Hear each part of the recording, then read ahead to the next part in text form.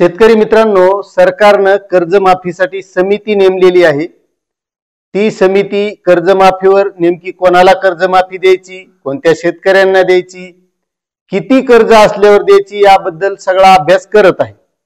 आणि सध्या आता नगर परिषद असेल, नगरपंचायत असेल, या निवडणुका चालू आहेत। निवडणुकीचा प्रचार जोरात चालू आहे आणि या प्रचारामध्ये जे काही सत्ताधारी नेते आहेत ते सुद्धा कर्जमाफी बद्दल बोलत आहेत। त्यामध्ये कृषी मंत्री भरणे मामा असतील, त्यानंतर महसूल मंत्री बावनकुळे साहेब असतील, हे वेगवेगळ्या प्रकारच्या घोषणा करीत आहेत कर्जमाफी बद्दल। आता त्यांनी आश्वासन तर दिलेलं आहे 30 जून पूर्वीच, पण आता कर्जमाफी नेमकी कोणत्या शेतकऱ्यांना देणार आहेत हा महत्त्वाचा प्रश्न आहे। आणि त्यामध्येच काल एक शासन निर्णय आलेला आहे। ज्या शेतकऱ्यांनी पीक कर्ज घेतलं असेल, आपल्या शेतीवर जे घेतलेलं कर्ज आहे त्या कर्जाचं पुनर्गठन आणि सक्तीची वसुली करू नये असं त्या शासन निर्णयाच्या आदेशामध्ये म्हटलेलं आहे। पण आता महत्त्वाचा एक कर्जमाफीसाठी एक प्रश्न आहे मित्रांनो, की बावनकुळे साहेब हे म्हणतायत की ज्या शेतकऱ्याकडे 4 व्हीलर गाडी असेल अशा शेतकऱ्यांना कर्जमाफी मिळणार नाही। आता यामध्ये बरेचसे शेतकरी असे आहेत की त्या शेतकऱ्यानं 2 एकर जमीन असेल, 3 एकर जमीन असेल, त्या जमिनीमध्ये जे काही उत्पादन मिळतंय त्या उत्पन्नावर त्या शेतकऱ्याचं कुटुंब चालत नाही। म्हणून त्या शेतकऱ्याने जर एखादा छोटी गाडी टाटा एस असेल, एखादं मॅक्स पिकअप असेल जे शेतीमाल वाहून नेण्यासाठी, किंवा काही शेतकरी असे असतात की आपला स्वतःचा उदरनिर्वाह चालवा म्हणून एखादी छोटीशी कार घेत असतात आणि ती 2-3 एकर शेती करून त्या कारच्या आणि शेतीच्या उत्पन्नावर आपला स्वतःचा कुटुंबाचा उदरनिर्वाह करत असतात। मग अशा शेतकऱ्यांना या माध्यमातून कर्जमाफी मिळेल का?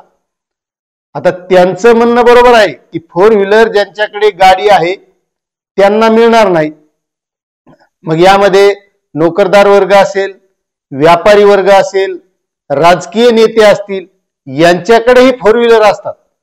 मात्र काही शेतकरीच असे असतात की स्वतःच्या उदरनिर्वाहाला ती शेती पुरत नाही, म्हणून एक पूरक व्यवसाय म्हणून जर त्यांनी गाडी घेतलेली असेल तर त्या शेतकऱ्यांचं काय, हा सर्वात मोठा प्रश्न आहे। कारण एकतर त्या शेतकऱ्यानं पीक कर्ज हे आपल्या शेतीवर घेतलेलं असतं, त्यामधून जे काही थोडंफार उत्पन्न होतं त्या उत्पन्नाच्या आधारावर त्या फायनान्सकडे थोडेफार पैसे भरून किंवा बरेचसे जुनीच गाडी घेतात आणि आपला स्वतःचा उदरनिर्वाह करतात। मग अशा शेतकऱ्यांना जर या माध्यमातून वगळण्यात आलं तर हे त्या शेतकऱ्यासाठी खूप नुकसानकारक आहे। आणि दुसरे शेतकरी असे आहेत की ज्या शेतकऱ्याचं शेतामध्ये घर असेल, मग आता काही शेतकरी असे असतात की आपली जमीन त्यांना वाहण्यासाठी खूप दूर असते, सकाळी उठायचं, घरचं काम आवरायचं आणि पुन्हा त्या शेतामध्ये जायचं, याला खूप वेळ जात असतो। म्हणून बरेचसे शेतकरी हे शेतामध्येच राहतात। मग आता त्यांचं शेतामध्ये जर घर असेल तर त्यांना सुद्धा कर्जमाफी मिळणार नाही असं सुद्धा ते म्हणालेले आहेत। मग या शेतकऱ्यांचं सुद्धा यामध्ये नुकसान होणार आहे। त्यामुळं जे काही आता सध्या कर्जमाफीची समिती आहे, आता ती नेमकं कोणत्या प्रकारचं काम करत आहे, नेमकं कोणत्या शेतकऱ्यांना देणार आहे, कोणता विचार करत आहे, आता हे तर काय आपल्याला कळायला मार्ग नाही। मात्र जे काही महसूल मंत्री म्हणतायत या माध्यमातून जे असे शेतकरी असतील, जर यांना या कर्जमाफी पासून वगळलं तर खरं नुकसान या शेतकऱ्यांचं होणार आहे। आता याबद्दल तुम्हाला काय वाटतंय नक्कीच कमेंट करा। चॅनलवर नवीन असाल तर सबस्क्राईब करा, व्हिडिओला लाईक करा आणि जास्तीत जास्त शेतकऱ्यांना शेअर करा। धन्यवाद।